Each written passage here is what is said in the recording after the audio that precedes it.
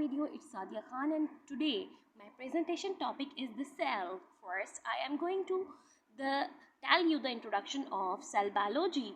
What is cell biology? Cell biology is the study of cell. What is cell? हमें सबसे पहले तो ये समझना होगा कि सेल कहते किसे हैं. तो आइए चलते हैं. Cell is the basic unit of life which constitutes life. It is also considered as the building block of life. जिस तरह से कोई भी इमारत ब्लॉक से मिलकर बनती है, बिल्कुल इसी तरीके से किसी भी जानदार का जिस्म सेल से मिलकर बनता है. जी हाँ, सेल से मिलकर बनता है. हैरान कुन बात है ना. तो cell is the smallest part, बहुत ही छोटा, बहुत ही नन्हा, ना नज़र आने वाला. हाँ, लेकिन नज़र आता है किसके साथ? लेकिन एक माइक्रोस्कोप में. हम इसे अपनी नैक्ड आई से नहीं देख सकते, लेकिन माइक्रोस्कोप में हम इसे इजीली देख सकते हैं. सेल जो है तमाम फंक्शंस परफॉर्म करता है. सेल से पूरी बॉडी मिलकर बनी होती है. सेल के डिफरेंट डिफरेंट काइंड्स हैं. नर्व सेल्स हैं, एपिथेलियल सेल्स हैं, डिफरेंट काइंड्स के सेल्स हैं. तो सेल जो है वो हमारी ज़िंदगी कंस्टिट्यूट करता है. सेल से ही बेसिक्स हमारी लाइफ स्टार्ट होती है. और इंट्रोडक्शन पे हम अब आपको लेके चलते हैं. इंट्रोडक्शन जो है सेल का, cell is the basic unit of life and living thing and an organism. It is the simplest part of the living thing that is the live and only visible under the microscope. वही बात कि ये सिर्फ और सिर्फ microscope के through ही देखा जा सकता है.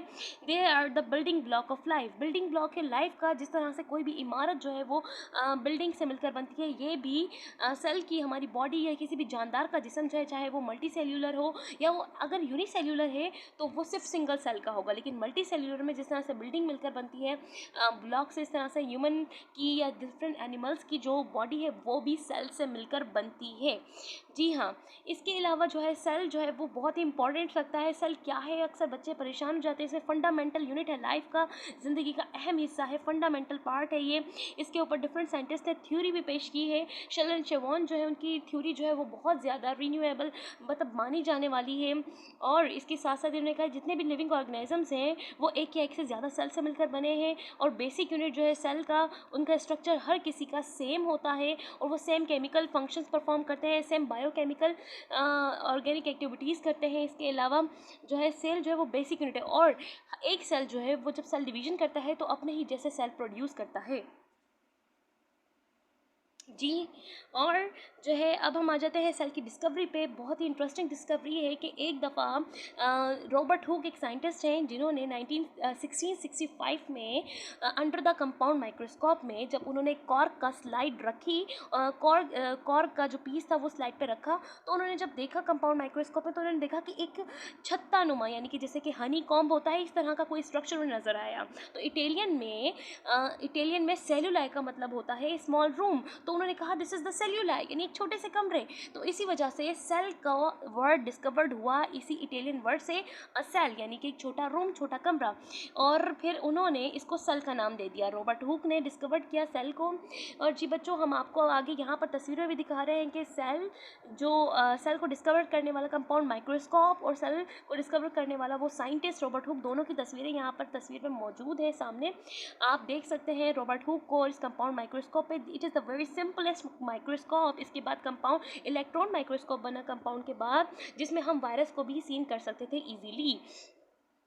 और फिर इसके बाद है types of cell. Types of cell, हमारे पास डिफरेंट डिफरेंट टाइप्स के सेल्स होते हैं. सेल की डिफरेंट टाइप्स हैं, जैसे कि prokaryotic cells and eukaryotic cells. Pro mean first and eu mean true. तो सबसे पहले हम प्रो को डिस्कस कर लेते हैं. Pro mean first and कैरियोन mean nucleus. तो जो फर्स्ट न्यूक्लियस है, इसको फर्स्ट की जगह हम इसे फाल्स भी कहते हैं. फाल्स के अलावा हम इसे अनकम्प्लीट भी कह सकते हैं, यानी कि अधूरा न्यूक्लियस. अधूरा न्यूक्लियस से मुराद है कि जैसे कि उसमें ना तो न्यूक्लियस का कॉमन पार्ट है, जैसे कि nuclear membrane, nucleolus, nucleoli, nucleoplasm, nucleopores. तो ये तमाम चीज़ें जब होती हैं न्यूक्लियस के अंदर तो न्यूक्लियस कंप्लीट होता है. और जिस न्यूक्लियस के अंदर न्यूक्लियोलस, न्यूक्लियोलाई, न्यूक्लियोप्लाज्म, न्यूक्लियोपोर, ये तमाम चीज़ें मौजूद होती हैं, उसे कहते हैं हम यूकैरियोटिक. ट्रू, ठीक है, यू मीन ट्रू यानी ट्रू, और ट्रू मीन्स कंप्लीट न्यूक्लियस. लेकिन जिनमें ये तमाम चीज़ें नहीं होती उन्हें हम प्रोकैरियोटिक के नाम से जानते हैं. तो यूकैरियोटिक में हम इंक्लूड होते हैं, ह्यूमन बींग्स इंक्लूड होते हैं. बट और इसके अलावा लिविंग ऑर्गेनिजम्स में हमारे पास एनिमल्स और तमाम लिविंग ऑर्गेनिजम्स आते हैं, लेकिन कुछ में से हटके, जैसे कि वो कौन है, बैक्टीरिया और वायरस को छोड़ के. बैक्टीरिया और वायरस प्रोकैरियोटिक होते हैं, सिंपलेस्ट होते हैं, इसी वजह से उनका न्यूक्लियस भी सिंपल होता है और सिंपल स्टडी होती है उनकी.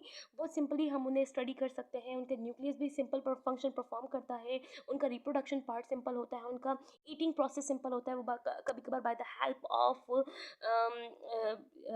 ऑफ साइटोप्लाज्म जो है वो इनटेक करते हैं कभी। तो अब हमारे पास सेल का स्ट्रक्चर आ जाता है। सेल का स्ट्रक्चर बहुत इंटरेस्टिंग है। सेल जो है, cell wall, cell membrane, cytoplasm, nucleus, mitochondria, Golgi apparatus, Golgi bodies, plastids, vacuole, centrioles, इन सब चीज़ों पे डिपेंड करता है। जैसा कि आपको सेल में तस्वीर में नज़र आ रहा है, इंडिकेशन हुई हुई है। तो मैं आप लोगों को बच्चों, मैं आप लोगों को अब यहाँ पर एक होमवर्क भी देना चाहती हूँ कि आप लोग घर में बैठकर जो है वो इस वीडियो को सुनकर, तस्वीर को देखकर एक पेज पे जो है एक सवाल बनाएं और ख़ुद ही उस एक सवाल बनाए। सवाल मैं आपको दे रही हूँ कि define the cell and their structure.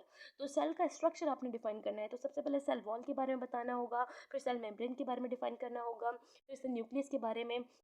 इस तरह से आप लाइन बाय लाइन उसको डिफ़ाइन करें और फिर आप हमें पिक्स जो है सेंड करें और फिर जो है हम उसको भी अप्रिशिएट करेंगे। उनके लिए भी प्राइज़ रखा गया है।